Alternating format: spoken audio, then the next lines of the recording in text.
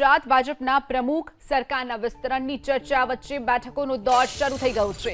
અમિત શાહ અને મુખ્યમંત્રી ભૂપેન્દ્ર પટેલ વચ્ચે બેઠક યોજાઈ। અમદાવાદમાં બેઠક યોજાઈ। અમિત શાહે કેબિનેટ મંત્રી ઋષિકેશ પટેલ સાથે પણ બેઠક યોજી હતી। કુંવરજી બાવળિયા, હર્ષ સંઘવીએ દિલ્હીમાં શાહ સાથે મુલાકાત કરી હતી।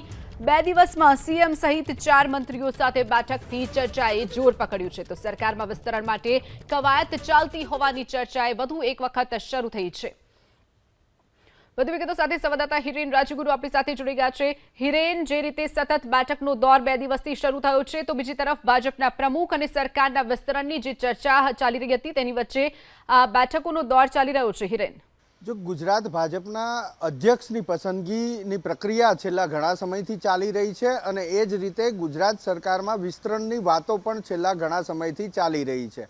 હવે વાત એ પણ આવી છે કે વિસ્તરણ હવે ટૂંક સમયમાં થઈ રહે, તેની પાછળના કારણો પણ ઘણા છે અને એની વચ્ચે અમિત શાહે 10 દિવસની અંદર 2 વખત ગુજરાતની મુલાકાત લીધી અને 2 દિવસની અંદર ગુજરાતના મુખ્યમંત્રી ભૂપેન્દ્ર પટેલ, કેબિનેટ મંત્રી ઋષિકેશ પટેલ, કેબિનેટ મંત્રી કુંવરજી બાવળિયા અને રાજ્યકક્ષાના મંત્રી હર્ષ સંઘવી સાથે બેઠક પણ કરી।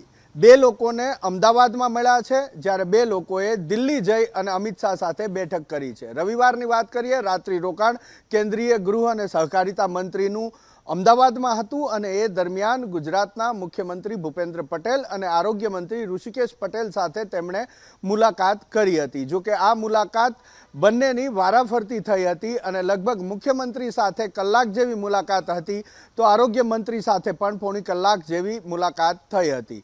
જે પ્રમાણેની વાતો હાલ ચર્ચાઈ રહી છે અને સૂત્રો પાસેથી માહિતી મળી રહી છે એ મુજબ સરકારની અંદર જે વિષયો અત્યારે ઊભા થયા છે તેને લઈ અને કેન્દ્રીય મંત્રીએ વાત કરી હોવાની ચર્ચા અત્યારે સાંભળવા મળી રહી છે।